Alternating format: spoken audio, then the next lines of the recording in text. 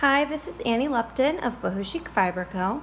Today I'm going to walk you through how I did the embroidery on my Boho Wreath Sweater design. And if you're new to embroidery, don't worry. These are all actually very simple stitches. And so I'm going to show you step by step how we do all of this embroidery on the yoke. So when you get the pattern, you are going to have instructions in there for how to make a swatch. It's at the end of the pattern, and it will lay out how to make this swatch right here. This is what we're going to use to stitch our embroidery on. I always suggest practicing on a swatch before your sweater. Even if you're proficient in embroidery, it really helps you get a hang of the tension on knit fabrics, because it's going to be a little different than if you were doing on like a cotton fabric. So I always suggest that. Go ahead and, if you haven't done it yet, knit up the swatch. Once you've got your swatch, you want to wet block it and pin it out. That's really important because it's going to help your fabric just be more stable when you go to stitch on it. So once you have that all set, the other things that you're going to need is a darning needle, which is just a blunt, large needle that you're going to use. You want to make sure that whatever yarn you're using will fit through the eye. So you have your darning needle and a small pair of scissors. And then I used 3 different colors in the embroidery when I did it, so I have that here as well. So when you get your swatch, you are going to have 2 lifelines put in. We're not worried about saving stitches for mistakes like what you typically use a lifeline for, but I put the lifelines in as a gauge for knowing where our embroidery is going to go. And in this sweater, the depth of the yoke is going to be slightly different depending on what size you knit. So these are our markers for where we're going to start and end our embroidery, and everybody's might be spaced slightly different depending on how big your stitches are and also depending on how deep that yoke is. So here we go. Here's our swatch. The first thing that I do, you're going to take, I use the darker color green, and when I'm working with yarn embroidering, I typically like to do like 1 or 2 arms lengths. I never really measure it out, but 1 or 2 arms lengths. You don't want it too long because then it can kind of trip you up. So you're going to get a length of yarn and thread it through your darning needle. And the first thing that I do, I guess I should show you first here. So the first thing that I do is I like to do the top and the bottom wreath lines, because that sets up where your embroidery is going to be. And then we'll go through and do these flowers up, the lazy daisy flowers up top, the roses below, and then we'll end with the vine in the middle so that it's all balanced as much as it can be.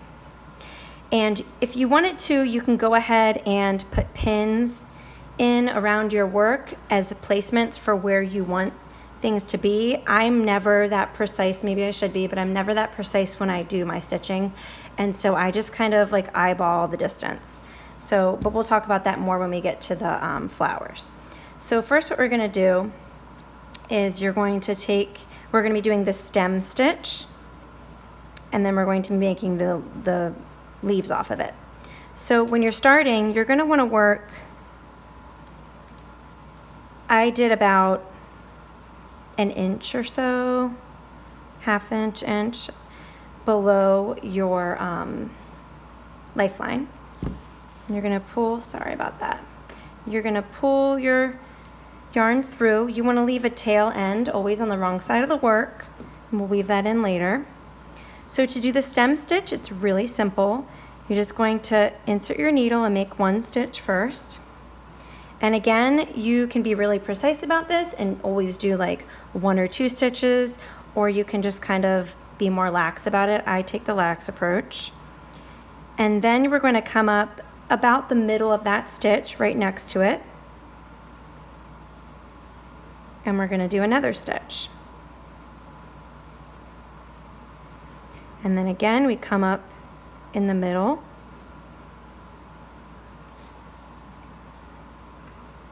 and we're going to go across the whole row that way, working. And you see mine are different lengths, but I never really worry about that. But You can get as precise as you like with it or as laid back. And we're going to be following, we want to try to always keep as close as we can about the same distance as we go across.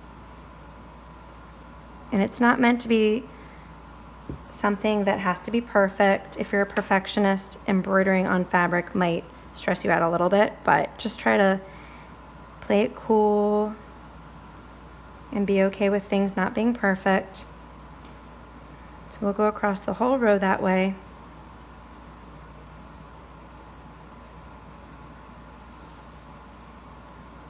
Try not to get tripped up by those lifelines.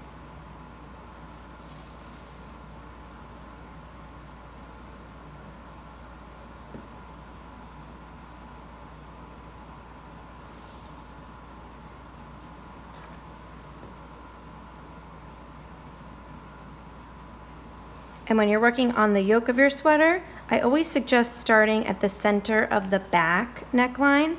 That way, if things don't line up perfectly, you can always kind of hide it on the back of the sweater.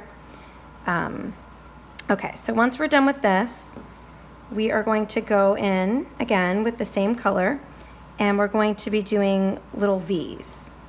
So my V's were probably, I'll just show you how big I did them.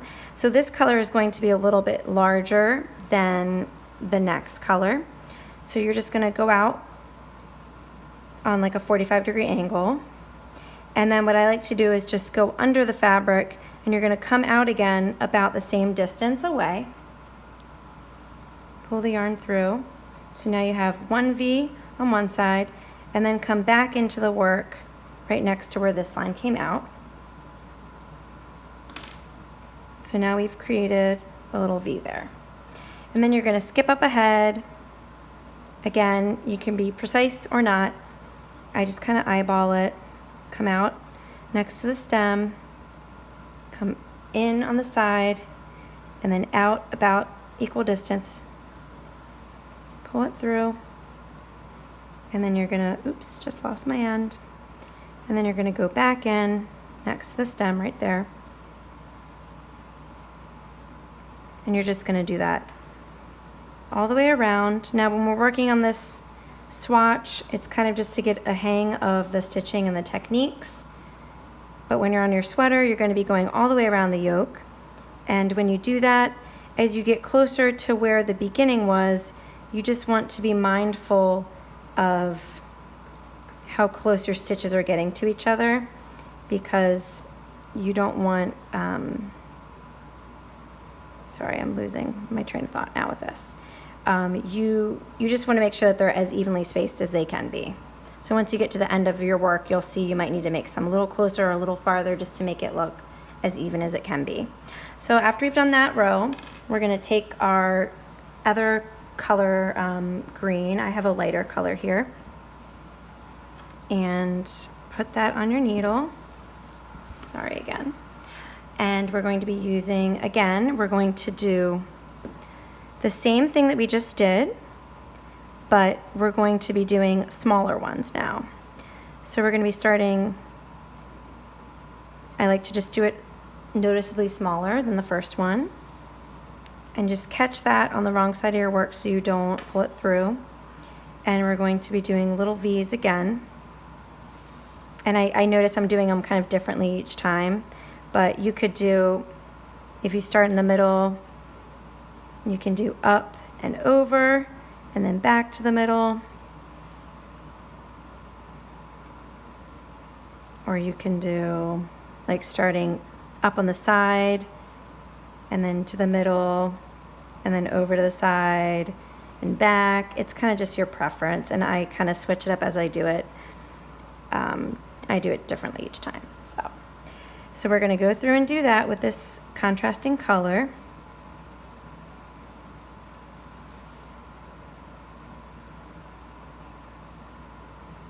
And the other thing to note is when you're working on your actual sweater, it might be a little bit tricky.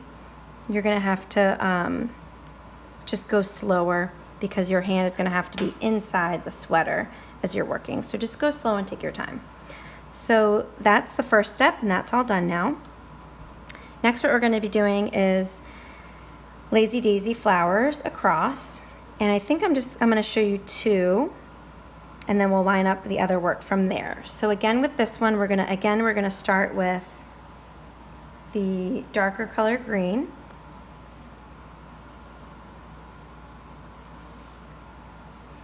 And if you wanted, you could pin out exactly where you want them. I'm just going to kind of eyeball it again. So we're going to come up, but when you do your sweater, it's definitely helpful to at least pin out the first row here. So I do them like about 2 or 3 inches apart, you'll see. And you can pin out for how widely spaced you want them. You could do them tighter together than I did or closer. It kind of just depends how large you want them. You're going to come up from the back of the work, and I gave myself like about 1 inch or so below this line, like where these end. And to do the lazy daisy stitch, you're going to take the yarn and like make a loop like that. You're going to insert your needle back into the same hole that we came out of initially, and then you're going to rise it up a few stitches upward, and you're going to gently pull it through, and it's going to catch the top of that loop to make a loop, and it catches it so it won't fall through. And then you're just going to do a tiny stitch on the top to secure that loop down. So that's a lazy daisy stitch. Now what we're going to do is 4 of them, so I'll show you that 3 more times on this side, and you're going to come out from the same exact hole that your first one came out of. Oops, I caught that end, came out. Let's pull that through again. So now we're going to do 2 more. So we're enter, come out the back of the work, and we're going to catch that loop and secure it down. And one thing to note is you want to just be gentle when you're pulling your stitches through. If you pull it too tightly, and here we go again, we're catching this loop like so. If you were to pull this too tight, you're going to pucker the fabric and you distort your stitches, and it's going to be all scrunched up. So you just want to be really gentle as you're pulling your yarn through. And I see now that I did these a little bit big because I'm trying to show you, but we'll make it work. I'll do the other one a little smaller. So you're keeping in mind that you're going to be stitching within this whole section here. So you want to make sure everything fits. So that's a little bit bigger than if I was really doing this, then I would want to do it, but I just want it to be clear for you. So we did all 4 of those. We'll do it again here.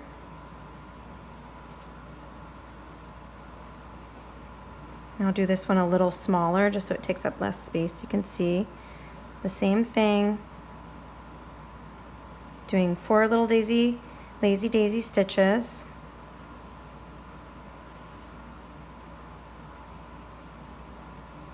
Out of the same center hole.